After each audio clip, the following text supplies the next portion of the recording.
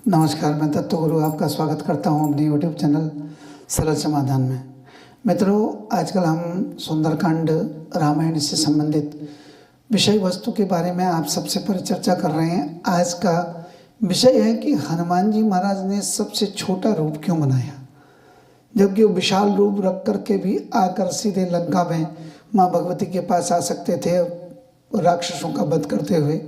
पहले सीता जी के पास सूक्ष्म रूप रख करके आए और फिर उसके बाद लंका दहन किया तो पूरा वहाँ पर विशद रूप धारण किया, विशाल रूप धारण किया और कनक भूधराकार शरीरा समर भयंकर अतिबलशीला। और उसके बाद फिर भगवती सीता जी के पास आए तो फिर छोटा सा रूप धारण किया। इसका मतलब क्या है? इसका मतलब यह है कि जब भी हम अपने से बड़े, अपने माता पिता, अपने गुरुजन, अपने इष्ट के पास जाएं तो बड़े बन करके न जाएं।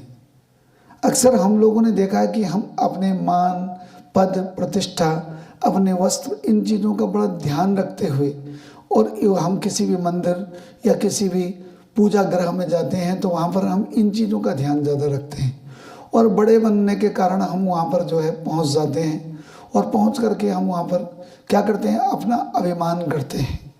हनुमान जी महाराज का यहाँ पर मशक समान रूप कविधरी यानी कि छोटा सा रूप धरने का मतलब है कि जबकि भगवान हनुमान जी के पास अष्ट सिद्धियाँ थी नहीं, बल्कि वो अष्ट सिद्धि देने वाले हैं, दायक हैं। और अष्ट सिद्धि देने वाला उनको बनाया है किसने? माँ भगवती जानकी जी ने। अष्ट सिद्धि नौ निधि के दाता असबर दीन जानकी माता, आप पढ़ते भी हैं। यानी कि वो दाता हैं अष्ट सिद्धियों नौ निधियों के। और ऐसा वरदान किसने दिया? माँ भगवती। उनको माँ भगवती पराम्बा सीता जी ने दिया। और कब दिया? जब वो छोटे बन कर के गए। इसलिए जब हम कभी भी अपने आराध्य, अपने इष्ट, अपने गुरु, अपने भगवान, अपने पुरोहित, किसी के पास भी जाते हैं तो हम छोटे बन करके जाएं।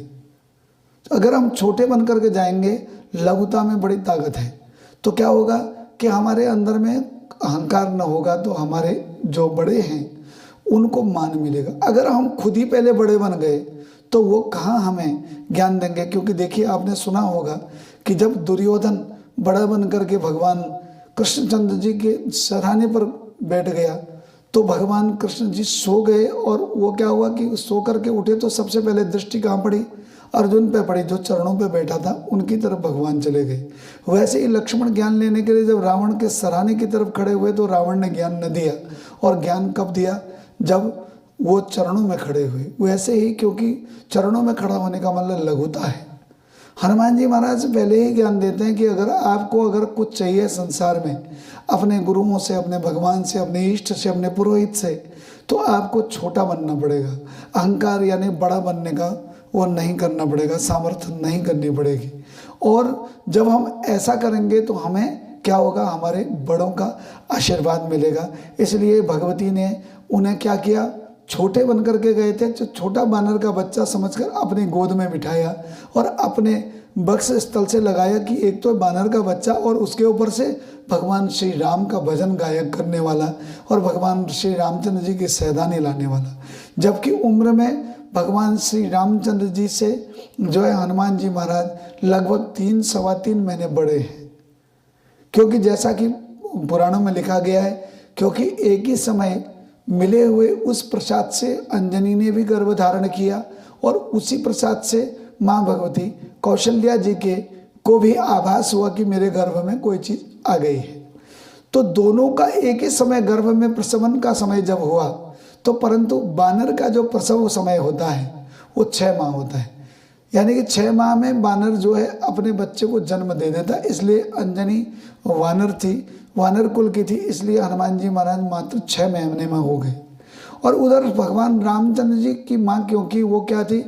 वो नर कुल की थी, मनुष्य कुल की थी। और मनुष्य का जो जन्म का समय होता है वो 9 माह और लगभग 1 सप्ताह होता है। तो 9 माह 1 सप्ताह होने के वजह से भगवान रामचंद्र जी का जन्म है 9 माह और 1 सप्ताह में। यानी कि अगर कैलकुलेशन किया जाए तो भगवान श्री रामचंद्र जी से 3 महीना और 1 सप्ताह बड़े थे हनुमान जी। परंतु जब वो माँ भगवती सीता के पास गए, अपनी आराध्या भगवती के पास गए, तो वहाँ छोटे से बन करके गए और तभी उन्हें क्या मिला? प्रेम भी मिला, आशीर्वाद भी मिला, मान भी मिला और सम्मान भी मिला।